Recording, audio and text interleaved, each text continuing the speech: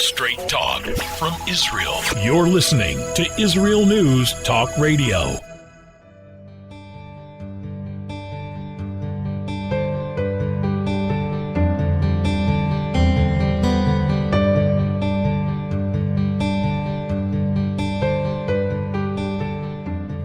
Hello and welcome to Soul Talk. This is Leora Mandel. I'll be joined with Rabbi David Aaron after the break.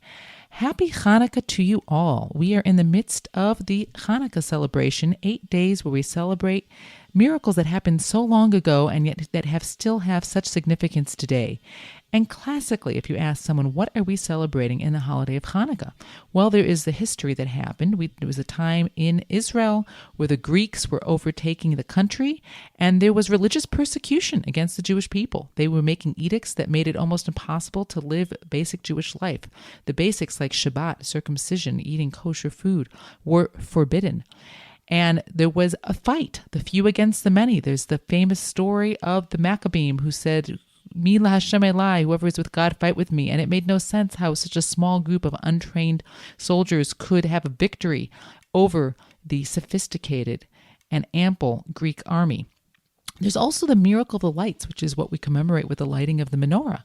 There is the oil that was found. The temple had been ransacked, used for idol worship.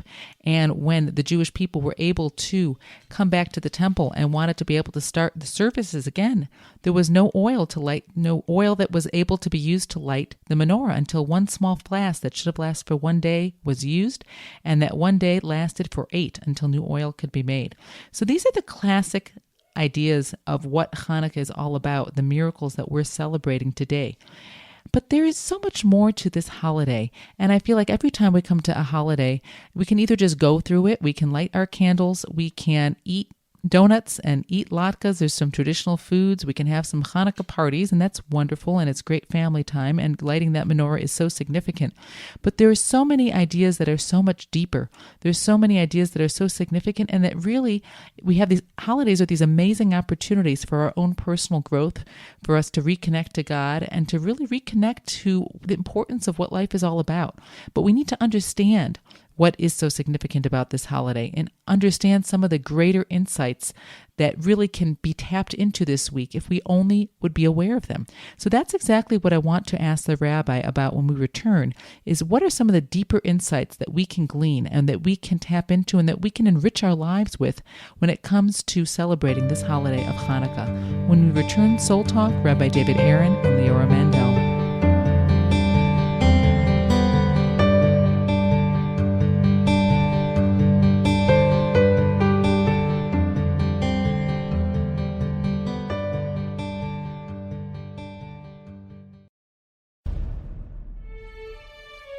Israel is located in one of the most volatile areas in the world.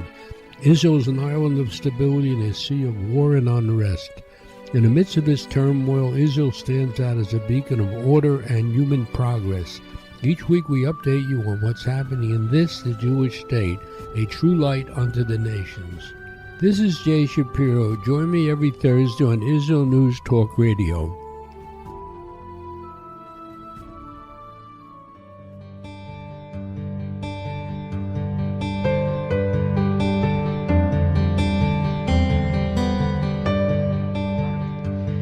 Hello and welcome to Soul Talk. This is Leora Mandel with Rabbi David Aaron. We are in the midst of Hanukkah celebrations. This is the week of Hanukkah, which we celebrate with lighting candles, having special prayers. Definitely many of us are probably eating lots of latkes and donuts, any kind of fried foods, makes it very exciting.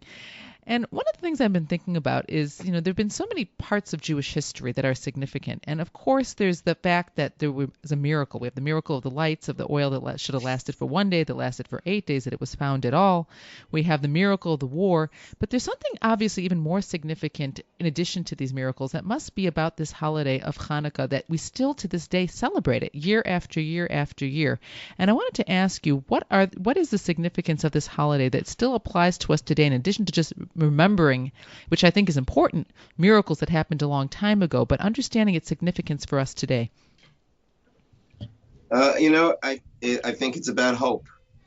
I think especially in this year, we need hope. I think we've needed hope in every year And hope means that when things look the darkest, when things look completely bleak, and from the standpoint of logic, nature, it just seems impossible.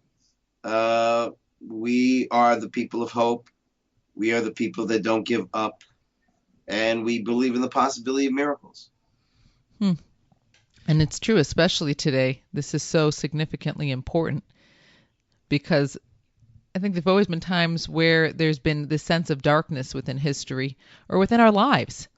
And that is a very significant question. I mean, on a communal scale like we're going through now in the world with coronavirus, and even in our individual lives, everyone goes through a time of darkness where there's this feeling of where is the hope and where is this light going to come from? So especially now during this time period. And it's also interesting that Hanukkah takes place specifically during the darkest time of the year. There isn't as much daylight as I mean, we're already lighting candles at what really is even almost the afternoon, not even the evening yet, because it's dark outside. But it's like this time of life, this time of year where there's more. It feels like there can be more darkness than light. Right. I heard a beautiful explanation of what it means Jewish to be Jewish by Kirk Douglas. May he rest in peace. Kirk used to invite me to Los Angeles for a week to study with him every day, 5 hours a day.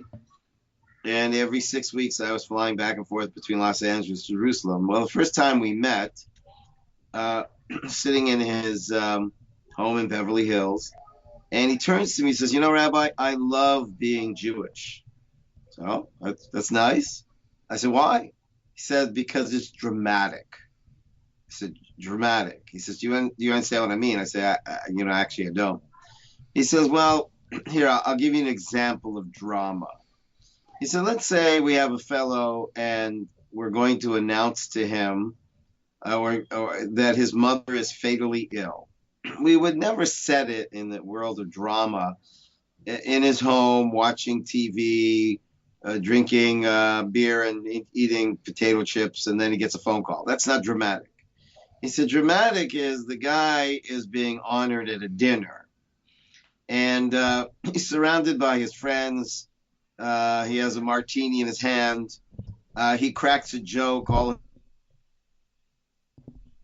laughter. Someone hands him a note. His face goes stone and sad. And everyone says, well, what is it? What is it? He says, it's my mother. He says, you get it now, Rabbi? I said, actually, I don't. And he said, drama is this stark contrast between dark and light, where there's these sudden turns. He said, and that's what it means to be Jewish. To be Jewish is dramatic. There are sudden turns in history. And it's one of the best descriptions I've ever heard about what it means to be Jewish. And that is what the holiday Hanukkah is about. It's very dramatic. And I think we all love drama, and we all need to believe in the possibility of a sharp turn, even when things look the darkest and the saddest and the most despairing. There's still hope.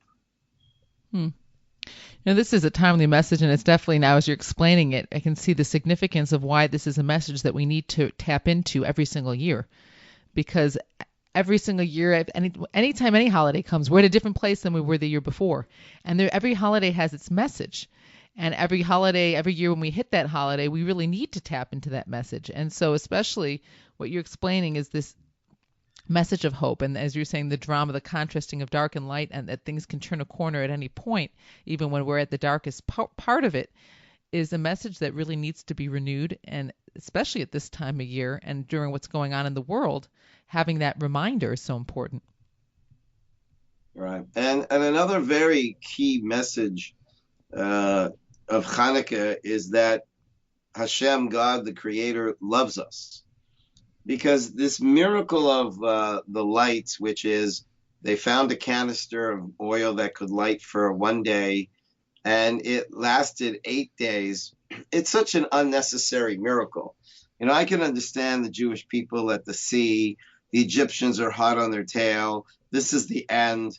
This is literally the end. Unless that sea splits, nothing. That's it. So I understand those kind of miracles.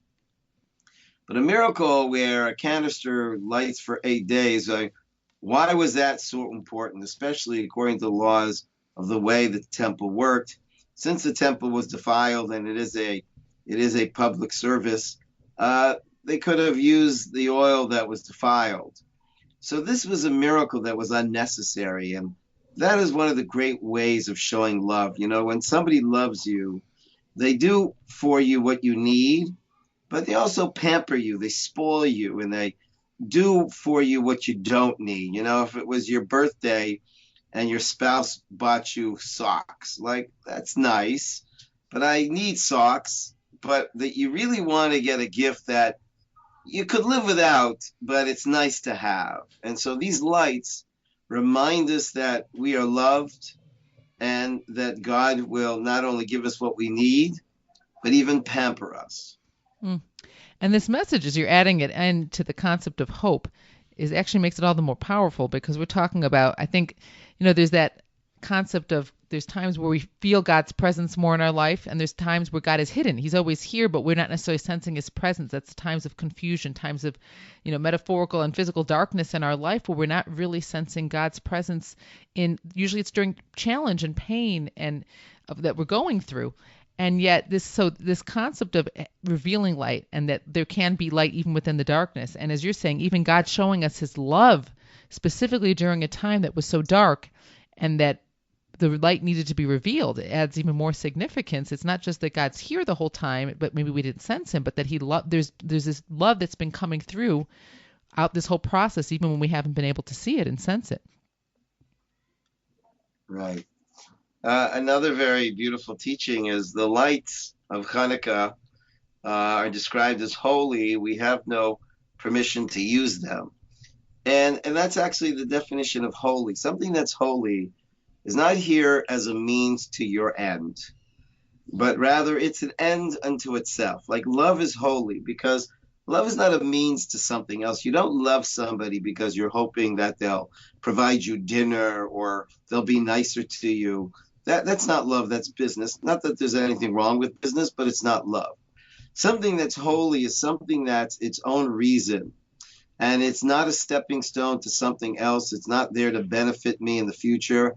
It's just here and now, inherently valuable. And that's another message that is so needed in this generation, where the whole world has looked like a tool and everybody's become a user. We're all users. And is there something in this world that isn't here for you to use? It's not a means to some end, but it is the end. And those lights remind us of that love that is not a means to something beyond it, but it's what it's all about. That's very powerful, and it really explains a concept that I've heard, that the lights, we're supposed to actually have lights on in the room, ideally, where the lights are lit, and there's an idea of staring at the lights. And you're making me understand now that this whole concept is saying, I'm not using you, so to speak, because I need you. That's why I already have light in the room. I'm not staring at you because I need you, because there already is light on.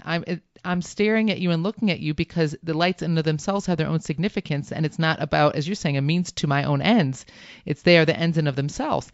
And really contemplating, we're talking about love with people in our lives, but in life, how can we start, especially the important people in our lives, really reevaluating where are the lights in my life that I'm not using, so to speak, because I need you, I need, light to see, but I'm just enjoying you, taking pleasure in you, not because I need you, but because I recognize your value, your holiness, so to speak. Exactly. That's very, very powerful. And then I guess especially we're talking about our relationship with God. It's interesting that so many people who don't necessarily believe in God, they say when push comes to shove, if you're in a foxhole, you're going to start praying. But I'm thinking this is also a very powerful point, even in our lives, even for those of us who believe in God and those of us who even maybe talk to God every day. But is God a means to our ends? Or sort of like the lights, what we're saying, have the light on and look at lights. Don't use these lights as a means to an end. They are the end in and of themselves. How do we think about and evaluate a relationship with God to make sure we're not just, calling out to God when we need him? Of course, he wants to hear from us when we do, but not having that the basis of our relationship. Also just connecting to God for the sake of connecting to God. Right. I mean, in advertisements, the first question that you have to answer in an advertisement is what's in it for me? And what if there isn't anything in it for you? What if this is not about you? And that is really very, very powerful. That's something that I think is a very powerful. There's so many significant points you're making here about things to really contemplate and reflect on and gain from this holiday of Hanukkah. And we will explore more when we return. Soul Talk, Rabbi David Aaron and Leora Mandel.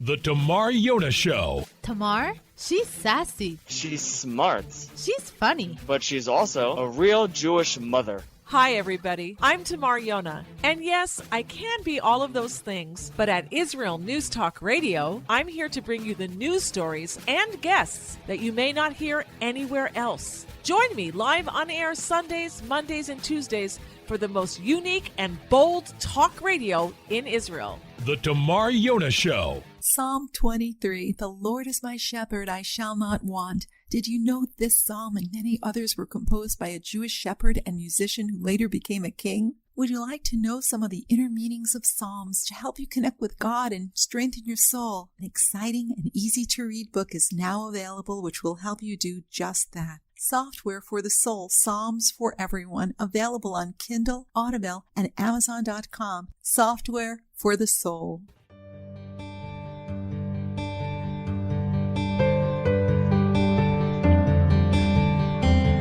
Hello and welcome back to Soul Talk. Leora Mandel with Rabbi David Aaron, really gaining such insight into the significance of this holiday, and insights, I have to say, Rabbi, that I think are not necessarily the standard insights that we think about, but they really are revealed in this holiday.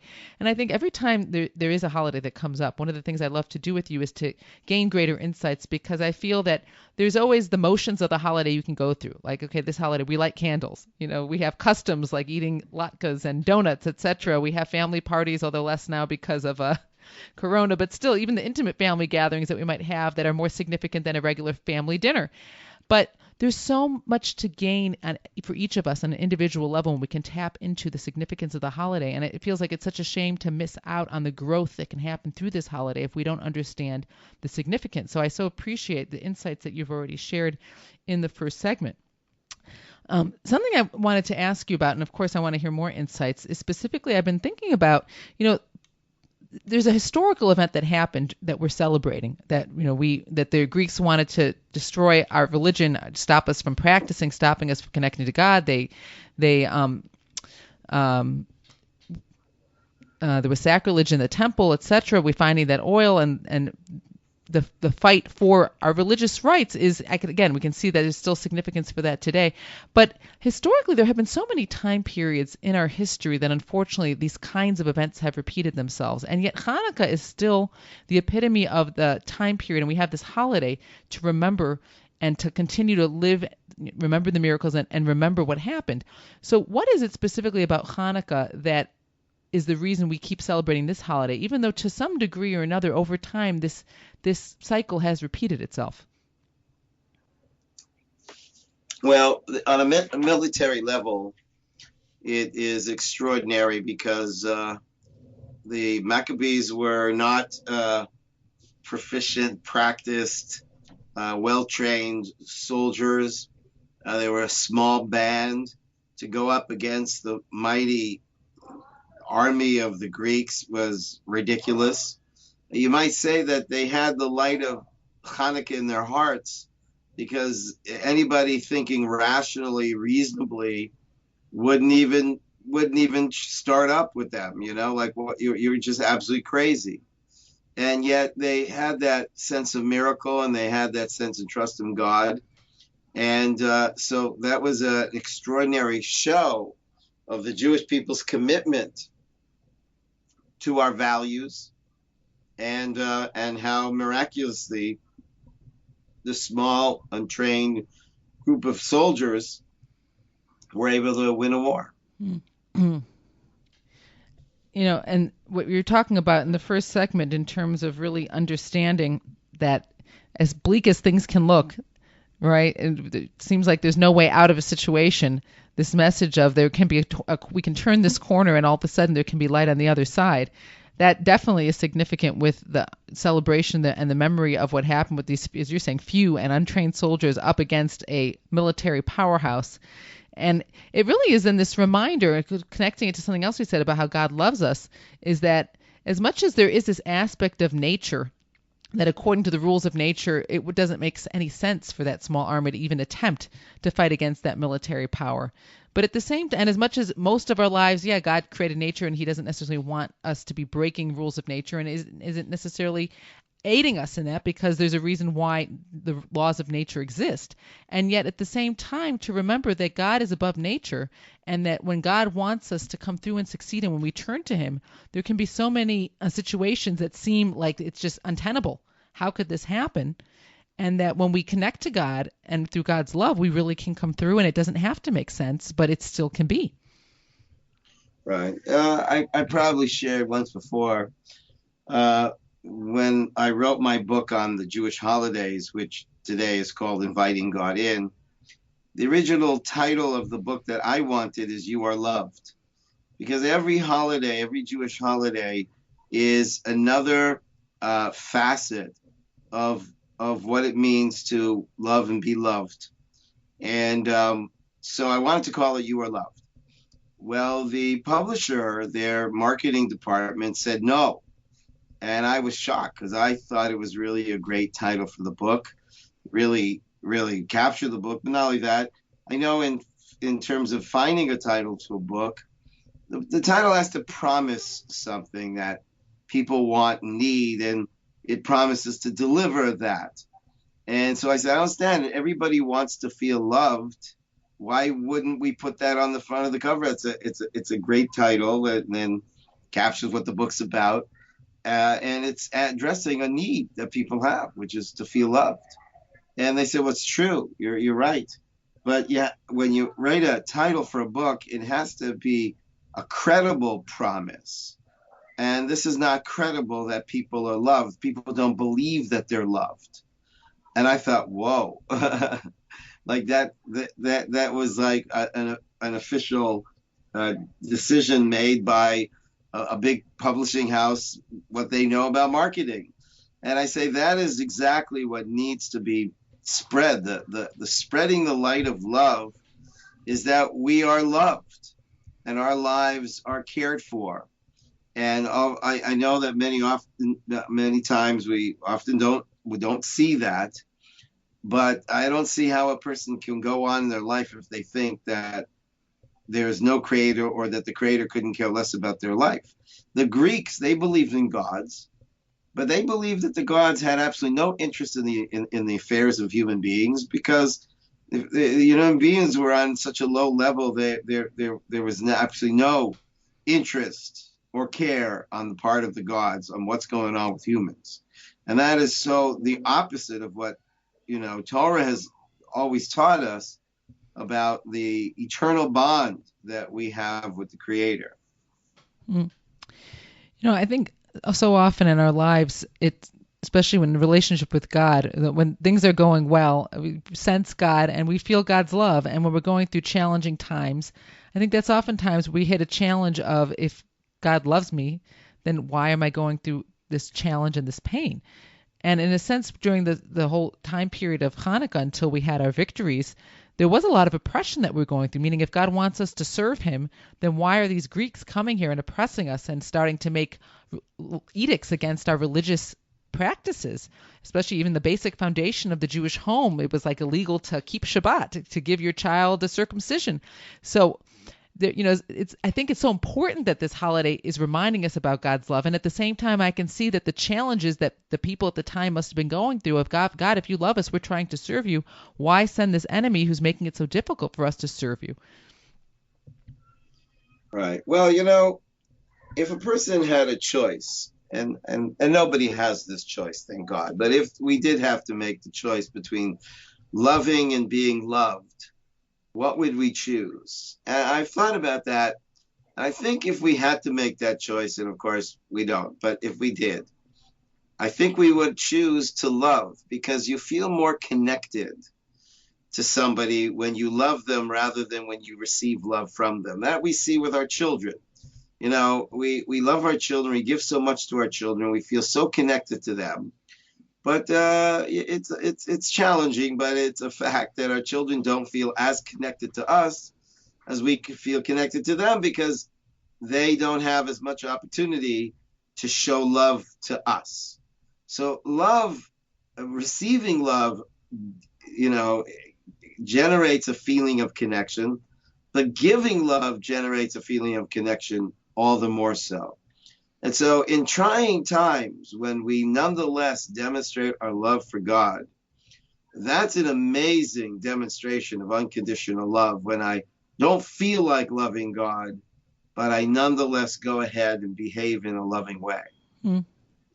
That's very powerful, and it reminds me of something else you shared, which was also very powerful, that when we talk about loving unconditionally, meaning it's very easy to love somebody, even a person in our lives, when everything's going well and everything's suiting us and going according to what's comfortable for us.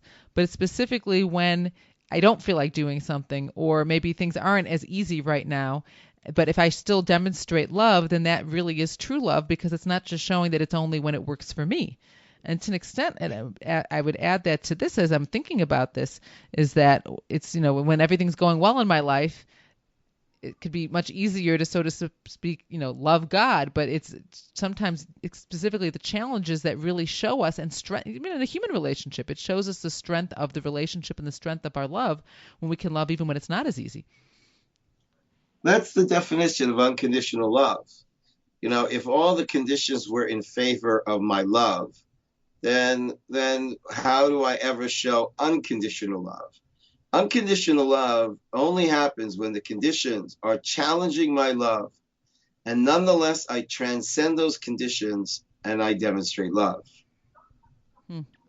So in a sense, you know, I always love when you turn things on their head for me, because I'm thinking, you know, when there's challenging times, it makes it all the harder in a sense to really feel connected to God. But in a sense, when you're explaining it this way, is that it's specifically when we have more challenging times in our lives on a national and on a personal level that gives us the greatest opportunity to really demonstrate our love and commitment to God. Because if nothing was challenging that love and nothing was challenging our commitment, how much does our love and commitment mean?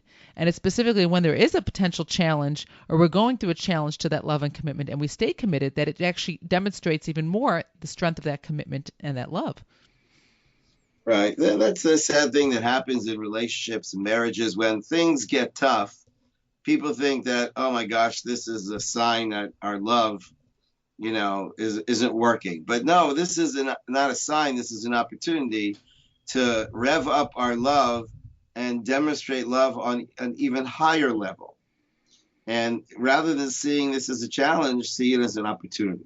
And that is, I think, so much of what this holiday of Hanukkah is about too, that meaning darkness. Any dark times in our life seem like they're challenges, but really, I think the message is it's an opportunity to try to add light. It's an opportunity to give light. If the lights are on, there's no opportunity, there's no need to add more light. But it's specifically when there's dark times, the darkness gives us an opportunity to increase the light. When we return, Soul Talk, Rabbi David Aaron and Leora Mandel.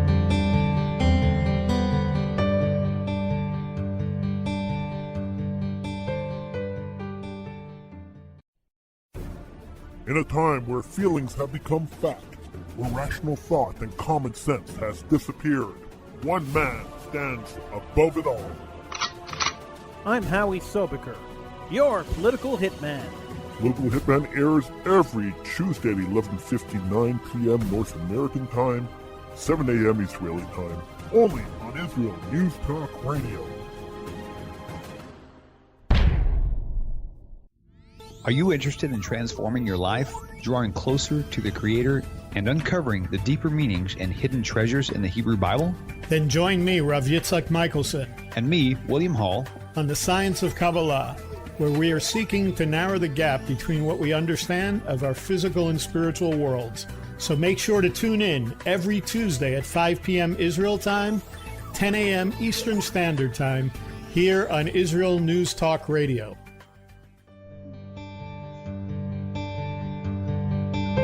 And welcome back to Soul Talk. Leora Mandel with Rabbi David Aaron, getting tremendous insights into the holiday of Hanukkah and the mindsets and the opportunities that we really have to tap into in our relationship with God, and when we understand more significance of what this holiday represents, and specifically the significance of recognizing that even during these dark times, as you were explaining before, this is so much a holiday of love. The miracle of the oil was a gift of love. It wasn't necessary, but that's what love is. When you give someone a gift that it's not something they need, but it's something it's not necessary, but I want you to have it.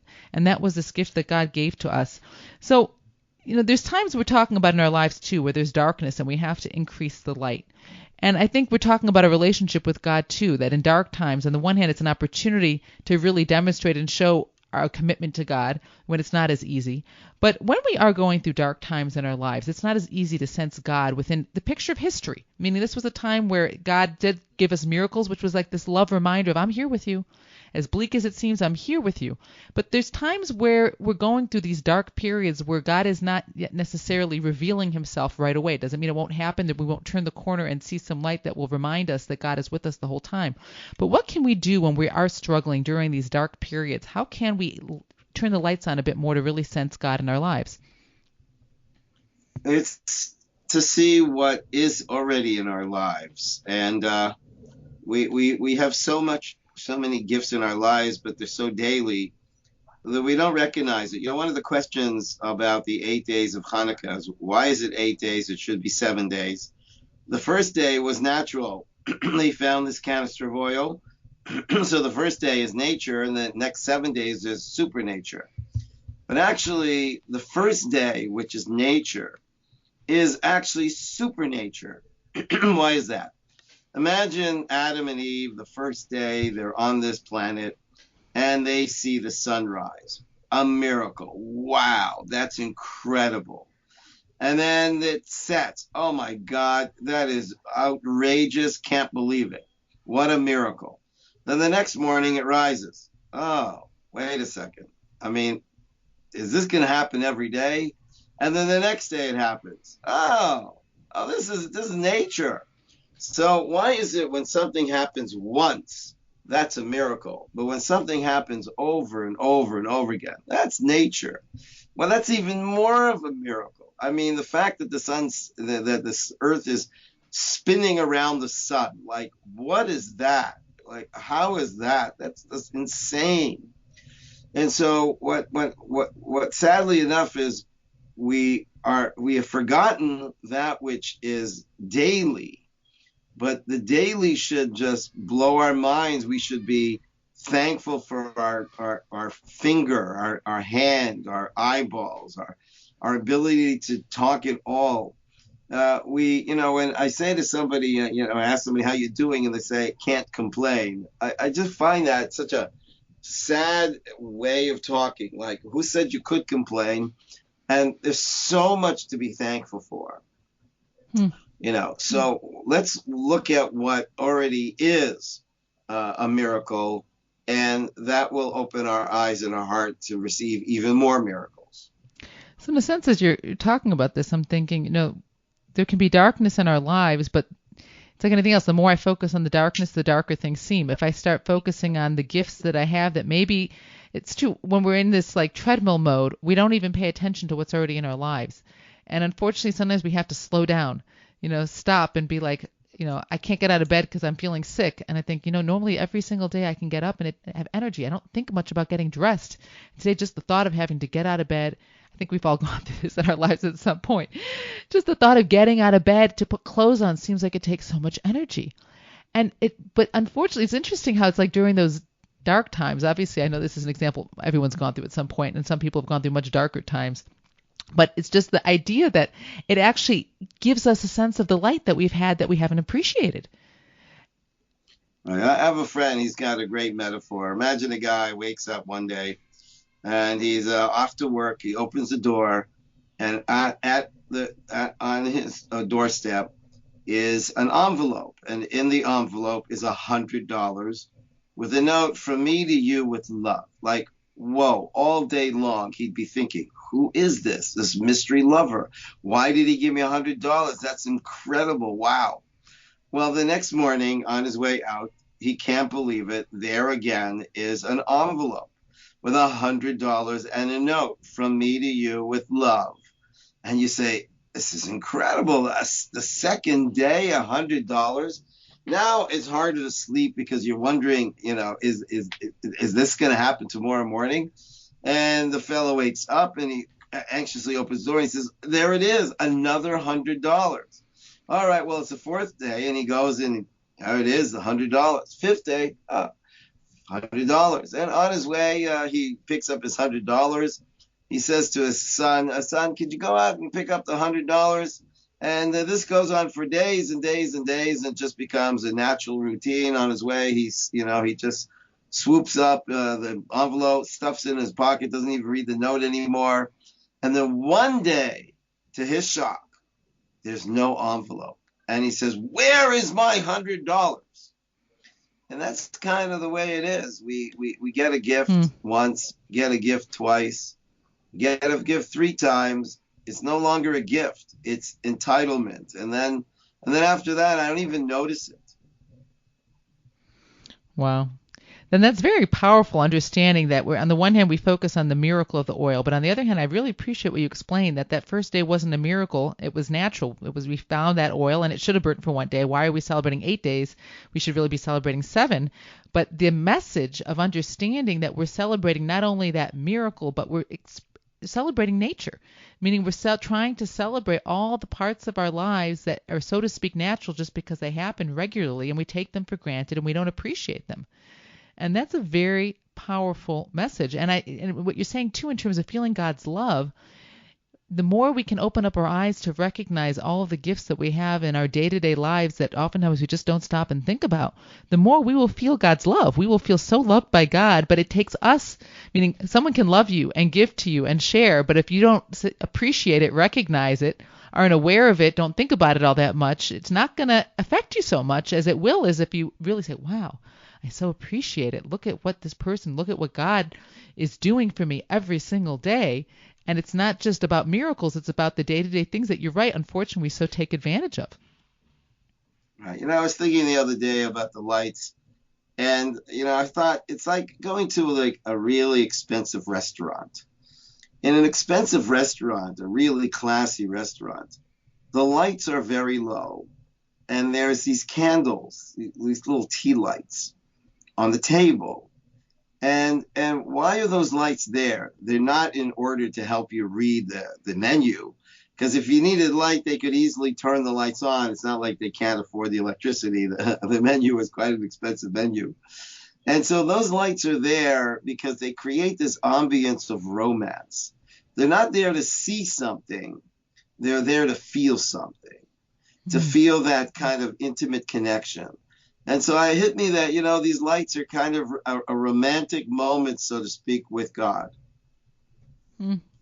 That is very powerful, because I think with each holiday we do talk about, in a sense, they are like, we have the weekly Shabbat, which is this really amazing island of time where we really have more things slow down, and we really have this ability to connect more to our Creator, connect more to God, and about the importance of what our life is all about. And yet the holidays are this other amazing opportunity. Every holiday we discuss that there's a different aspect of the relationship with God that we're really connecting to. And so, and in a sense, I think, especially think of human relationships, if you have an anniversary or a birthday or some significant event, when you actually tap into the opportunity, your relationship grows from it. And if you just sort of peruse through it, and it could be a nice opportunity, but you don't do anything to mark the event, you don't think about it, there's no card written, there's no time spent, there's no significant conversation, it's not going to have, it potentially could, but it won't have that opportunity to connect that relationship.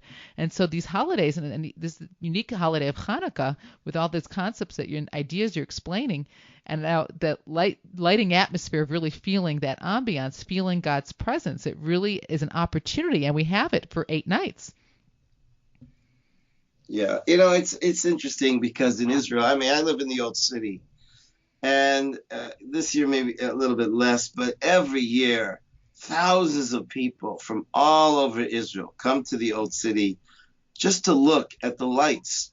It's interesting how this holiday, of all holidays, really captures the heart of not just the religious, but the most secular people. Find something very special about those those little lights, and they wander through the streets of the old city of Jerusalem and looking at the various, displays of people's lights. And it is what everybody's looking for. Everybody's looking for the light and the love of their life. And Hanukkah captures that feeling that there's miracles, that there's hope, that even in the darkness, there's still a chance, and that we're not alone, and that the Creator did not abandon us. Even in the harshest times where we are almost sure that there is no chance, there's always a chance, because God, who made the rules, he can break the rules, and he will for us. And this really is an amazing opportunity to strengthen and whether it needs to be reconnecting our relationship with God or strengthening our relationship with God. And what I so appreciate is sometimes we think we need something really big to get us going. And what you're sharing here is that there's something beautiful, I think, about the lights, and that they're so simple. And it's also something that is so simple in order to reconnect and to connect to Hashem during this time period is just all the things that you have in your life already that are good. We just have to focus on them. We just have to appreciate them. Just staring at the lights, not because we need the light, but because we're just appreciating the gift of the light. And this really is this amazing opportunity that we have now to really both reflect on our lives, reflect on how we can increase the light in our lives, which really comes down to, I appreciate, again, it's about us. It's about what am I going to focus on? Am I going to focus on this relationship, the aspects of the gifts and the love that God has given to me? And I'm going to then be filled up with more light inside. And that really is how we dispel any sort of darkness that's going on around us. I want to thank you all for joining us. Soul Talk, Rabbi David Aaron and Leora Mandel. Where can you get the inside news on Israel? At Israel News Talk Radio, we're dedicated to sharing Israel's inside story with the world by providing our listeners with news on Israeli politics, current affairs, and Israeli Jewish culture. The Israel News Talk Radio homepage also provides you, the listener, with useful information at your fingertips, with scrolling news headlines, weather, currency exchange, Shabbat candlelighting times, and so much more. Our radio programming is always accessible and on demand. We operate absolutely free of charge for everyone, everywhere. If you love what we do, partner with us now by becoming an Israel News Talk Radio supporter. With your support, you'll be inscribed on our Israel News Talk Radio Wall of Fame.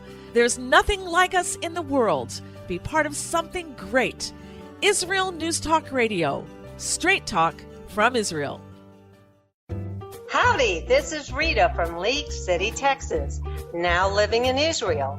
And though my heart may have belonged to Texas, it now belongs to Israel and all the fantastic show hosts at Israel News Talk Radio. Hi, this is Michael Solomon from Kiryat Arba, Israel. And why do I love listening to Israel News Talk Radio? Because I love listening to the interesting interviews they do and their news reporting that most other media sources don't cover.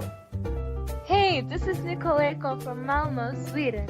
It gets pretty cold here in Sweden, so I love cuddling up with a warm cup of tea while I listen to Israel News Talk Radio. Hey everybody, this is Frank Morris from Tennessee. Me and my dog Buster really love listening to Israel News Talk Radio. You're listening to Israel News Talk Radio.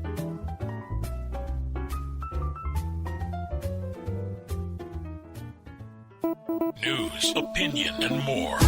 You're listening to Israel News Talk Radio.